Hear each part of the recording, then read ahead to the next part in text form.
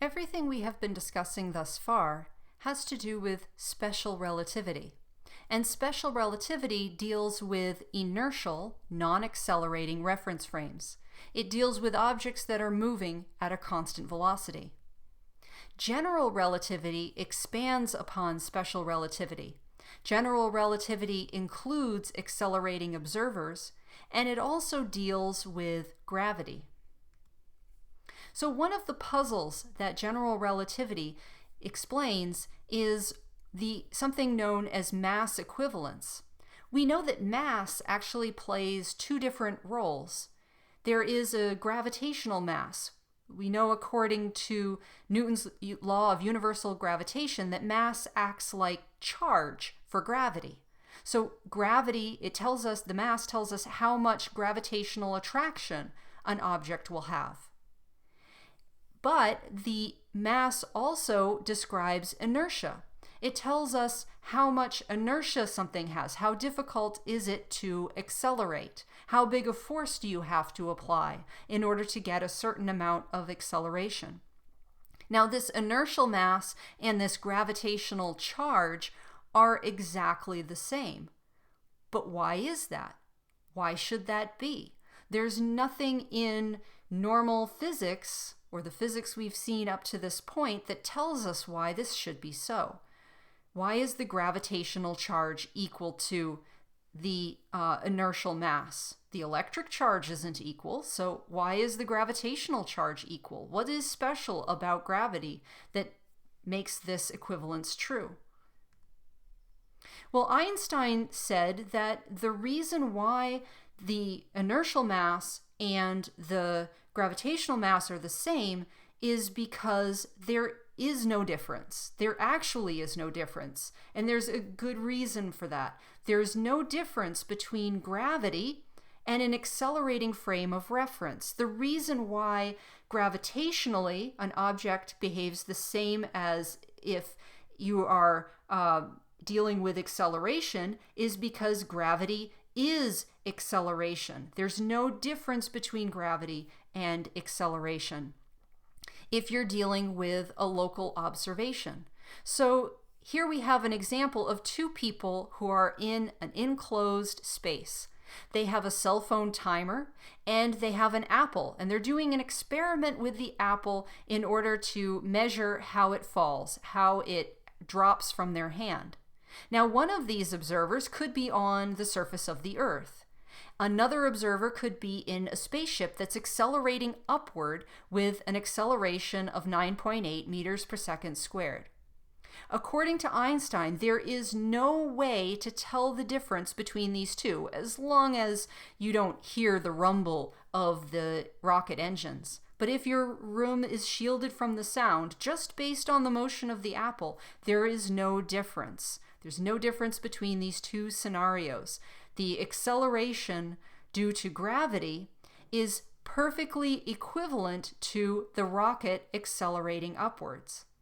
And the reason for this is because you know you are accelerating upward because the rocket is moving you from your inertial frame, the frame you would be in naturally if you were out free floating in space. You are being accelerated upward. Likewise, on the surface of the Earth, your natural state would be to fall downward.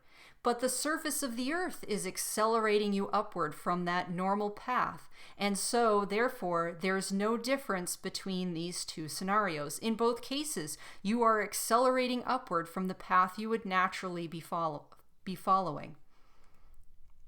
So one might ask, based on that, well, is gravity real? Is there any experiment you could do to tell that you were near the surface of the Earth rather than in a rocket ship accelerating upward?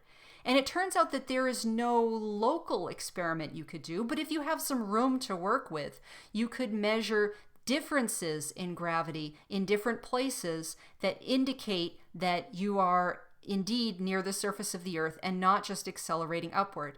That is, you would measure tidal forces acting on various objects. So if you're in the rocket and you have some widely spaced apples, if you drop those widely spaced apples, then they would fall straight down. or they would appear to fall straight down. If you are in a room that's near the surface of the Earth, on the other hand, and you have your widely spaced apples, all of the apples will fall directly downward, but downward means towards the center of the Earth. And so you would notice that the apples' distances between them would be changing as they fall. As they fall, they would be moving closer to each other. And if you have objects going in straight lines, and if you extend those straight lines, they would eventually intersect. That implies that the space you are moving through is curved. So we can see here in this picture, we have two cars. These cars are going in straight lines, but those straight line paths eventually intersect, which tells you that these cars are on a curved surface and not a flat one. So straight lines that intersect imply curvature. So basically what we're saying is that Einstein's picture of gravity is that gravity curves space-time, and objects follow straight paths through this curved space-time. So it's the space that curves the motion, and not some force that reaches out through space and causes the object to go in a circle. So John Wheeler encapsulated Einstein's idea about general relativity and his picture of gravity by saying that space tells matter how to move. Matter tells space how to curve. So Einstein's equation of general relativity looks something like this. We're not going to be using it in this class. There's a whole class that just basically looks at this one equation and all of its implications. So on this side, you have an object called a tensor. It's a mathematical sort of object which captures all of the ways in which space can be curved. On the other side, you have another tensor which describes the distribution of matter and energy throughout the space that's causing this space-time curvature. So we have two animations here. The first is an animation of the moon going around the Earth, and you can see that in this animation, space is represented as a curved surface. And so the moon is trying to go in a straight line, but a straight line in a curved space curves. And so the moon ends up following the curvature and orbiting the Earth. The sun also creates a dimple in the fabric of space-time, and the Earth follows that curvature and orbits the sun. Now this picture is a bit simplified because it expresses things in terms of two-dimensional surfaces. In actual three-dimensional space-time, the curvature looks a little bit more like the animation on the right. So there you can see how space actually kind of curves in all three dimensions, but it's a little bit harder to visualize how objects move in that 3D curved space-time. So this curvature of space, the fact that gravity is a curvature in space-time, has implications for not only the space, but also time. So the curvature in the time means that clocks actually move slower for stronger gravity. The stronger gravity is, the further you are in a gravitational well, the slower time will pass for you. So the stronger gravity is, the slower time passes. This may seem like total science fiction, you know, like when in Interstellar, when they go down to the planet that's close to the black hole, they come back to their spaceship and the poor guy on the spaceship has aged decades. Well, that actually could happen, assuming you have a spacecraft and can get close to a black hole and all of that. So gravity will move slower, or time will move slower where gravity is stronger. This actually has to be taken into account in the GPS system. So with the GPS system, you have satellites that have very precise atomic clocks in them. And basically what these satellites do is they broadcast the time that they have. And then based on the arrival times and the time that the satellite is reporting, your GPS device is able to tell where it is located on the surface of the Earth. But this GPS system has to be calibrated to take into account the fact that the satellites, where the satellites are, gravity is less because they're further away from the center of the Earth. So because gravity is less where they are, then their clocks tick more quickly. Time passes more quickly for those satellites than on the surface of the Earth. It's not a huge difference because Earth's gravity is not super big, but it's enough of a difference that the GPS system would be rendered useless in a matter of hours if they did not take that difference in time into account. So for the GPS satellites, they have to both account for the fact that the satellites are moving, so there are special relativity effects, and that the gravity is less where these satellites are, so that there are general relativity effects as well.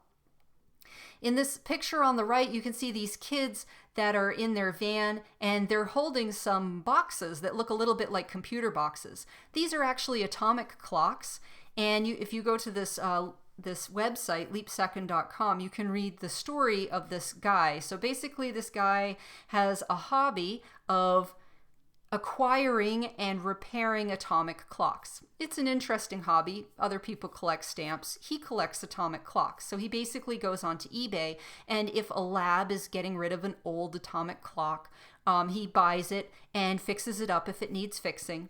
And so he has acquired a bunch of these atomic, very, very sensitive atomic clocks. So he did an experiment where he and his kids went up Mount Rainier. They live in Seattle, and they took a vacation one weekend up Mount Rainier, and they camped partway up the mountain. And because they camped partway up the mountain, these clocks that they took with them ran faster because they were further from the surface of the Earth, where gravity is just a wee little bit less. So those clocks ran faster than clocks that they left at home. And so when they went on vacation and they came back and they compared the amount of time that had elapsed on between the clocks they took with them and the clocks they left at home, they found over these 2 days that they had accumulated an extra 22 nanoseconds of vacation.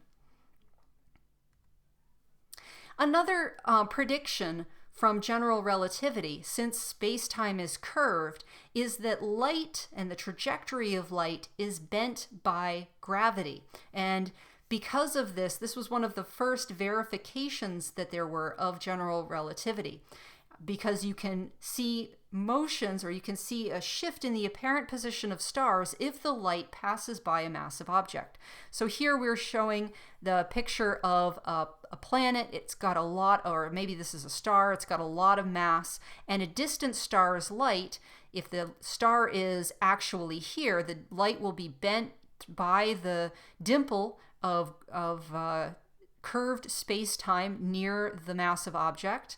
And so as a result, the light will be deflected, and of course if you trace that back in a straight line, the star will appear to be here, which is a different location than it actually is. So one of the first verifications of general relativity was that people went out and observed a solar eclipse.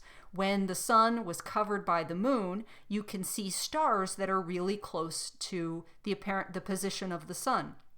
And those stars appeared to shift in their location near the sun because the light from those stars was bent by the gravitational field of the sun. So here's another picture, and in this picture you can see a galaxy cluster. So there's a whole bunch of galaxies near the center of this picture, but you can also see these faint wispies that seem to go in an arc about these central bright galaxies. So these wispy things, these wispy traces, are actually a galaxy that is behind the galaxies you see in the foreground. So this one galaxy has its light being bent around this massive galaxy cluster, and so you can see images of this faraway galaxy that are repeated in around this central galaxy cluster. So this is known as a gravitational lens, because the gravity of these massive galaxies in the foreground, that gravity is causing a curvature in space which bends the light of a distant galaxy and causes multiple images of it to appear around the central foreground galaxies. So here then is a question for you.